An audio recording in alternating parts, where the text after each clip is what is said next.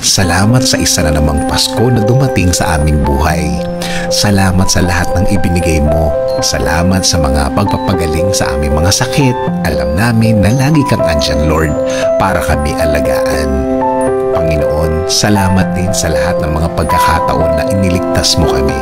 Ang iba, alam namin at kami mismo ang naka-experience.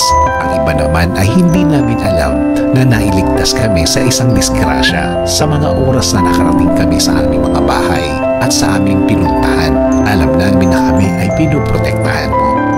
At alam din namin, Panginoon, na hindi lang kami ang sakop ng inyong pagmamahal at pag-aalaga, kundi kasama ng aming mga pamilya. Alam namin na hanggang sa kanila ang inyong pagmamahal.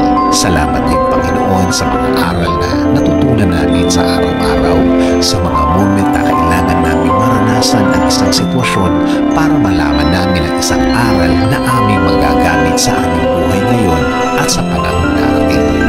Salamat din, Panginoon, dahil alam namin na tuloy-tuloy ang magandang plano mo sa aming buhay, na ang lahat ng nangyayari at mangyayari sa amin ay bahagi ng maganda at mabuting plano para sa aming buhay at buhay ng aming pamilya.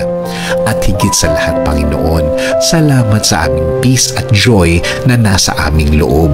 Payapa ang aming loob dahil alam namin na kahit anuman ang nangyayari sa aming harapan, anuman ang problema namin na dumating, alam namin na mananatili ka sa amin, na patuloy kaming kakapit sa inyong presensya at maniniwala kami na lagi kang andyan para kami samahan sa lahat ng anumang oras at panahon. Panginoon, ngayong Pasko din, turuan mo ang aming mga puso para magpatawad ng mga taong nagkasala sa amin at may ginawang mali sa amin. Hindi lang ang puso namin ang itinataas namin sa inyo, kundi ang puso ng karamihan na matutunan na magpatawad, mag-let go ng mga hinanakit at mag-focus sa pagmamahal mo sa amin. Buong puso kaming nagpapasalamat sa lahat ng biyaya na ibinigay nyo sa amin at sa mga biyayang ibibigay nyo sa amin sa susunod na taon, Panginoon. Bigyan nyo kami palagi ng guidance, Panginoon, para sa tamang mapunta ang aming buhay. Ibigay mo ang mga tamang tao na dapat namin makasama at ilagay nyo po sa aming araw-araw ang mga tamang oportunidad na kailangan namin sa aming buhay. Salamat, salamat, salamat, Lord.